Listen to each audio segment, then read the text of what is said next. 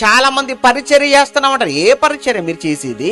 మనిషిని వేరు చేసే పరిచర్య కాదు మీరు చేస్తున్నారు. మనిషిని దూరం చేసే పరిచర్య కదా మీరు చేస్తున్నారు. మనుషుల మధ్య ప్రేమను చంపే పరిచర్య కదా మీరు చేస్తున్నారు. మనిషికి మధ్య వైరాన్ని కలగ చేసే పరిచర్య కదా మీరు చేస్తున్నారు. అదొక పరిచర్య, దానికి ఒక పేరు. మీకు తెలీదా మీరు చేసే పరిచర్య ఏంటో?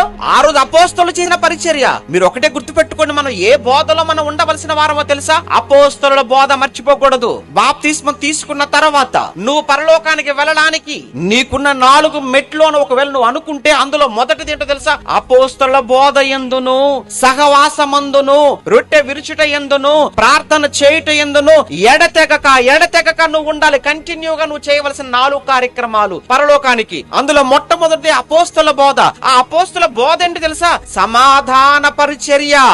ఏం చేస్తున్నావు నువ్వు? వ్యక్తికి మధ్య గొడవలు పెట్టి, వ్యక్తికి మధ్య కలహాన్ని పెట్టి, వ్యక్తికి మధ్య మనస్పర్ధలను పెట్టి, వాళ్ళిద్దరూ కూడా వేరైపోతే, దూరం అయిపోతే చూసి ఆనందించాలనుకునే శాడిస్ట్ పరిచర్య నీది. కలిపే పరిచర్య కాదు నీది, విడగొట్టే పరిచర్య.